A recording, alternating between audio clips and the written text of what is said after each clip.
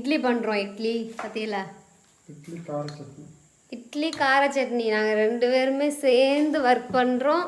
2 பேருமே சேர்ந்து சமையல் பண்ணுவோம். எல்லோரும் உங்களுக்கே சப்போர்ட் பண்ணுறாங்க. எனக்கு ஒரு ஆள் கூட நியாயமாகவே இருக்க மாட்டேங்கிறாங்க. அது என்ன எல்லாரையும் மயக்கி வச்சிருக்கீங்களோ? மயக்கலாம் இல்லை. சொல்லுங்க. அது எப்படி சொல்கிறது? அன்பு ஒவ்வொருத்தவங்களோட புரிதல் இருக்குல்ல. நான் உங்களை கொடுமைப்படுத்தலை.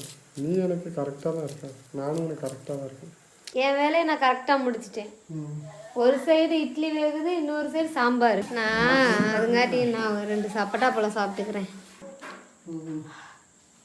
குளிருதே. சரி. சாப்பிடுங்க. ரெடி பண்ணியாச்சு, சாப்பிடுங்க. பூ மாதிரியா இருக்கு. பூ மாதிரி இருக்கா? நான் பண்ணதில்ல, பூ மாதிரி தான் இருக்கும். எவ்வளோ இட்லி போதுமாமா? கார சட்னி, இந்த சாம்பார்.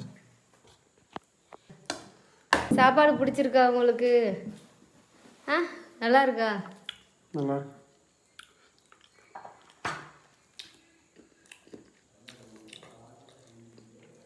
நல்லா ஆவி பறக்க இருக்கு. இதான் பாசம். இந்த ஆஃப் பாயில் இருக்குல்ல, அதில் 2 ஆஃப் பாயில் நான் சாப்பிட்டாலே எனக்கு வயிறு ஃபுல்லாயிரும்.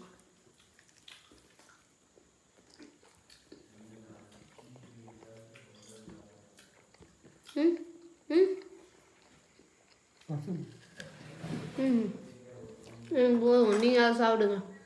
2 இட்லி தான் சாப்பிடுவேண்ணா. நம்மளோட ஃபேவரட் கார சட்னி. இந்த சட்னி இருந்துச்சுன்னா நான் 2 இட்லி சாப்பிட்ருவேன் கைஸ். அல்டிமேட். நான் பண்ண இட்லி எவ்வளோ நைஸாக இருக்குன்னு பார்த்தீங்களா? 2 பேருமே சேர்ந்து ஒர்க் பண்ணால் எல்லா வேலையும் ஈஸியாக முடியும். எப்படி? இப்பெல்லாம் யார் சேர்ந்து சமைச்சு சாப்பிட்டீங்கன்னு மறக்காமல் கமெண்டில் சொல்லுங்கள்.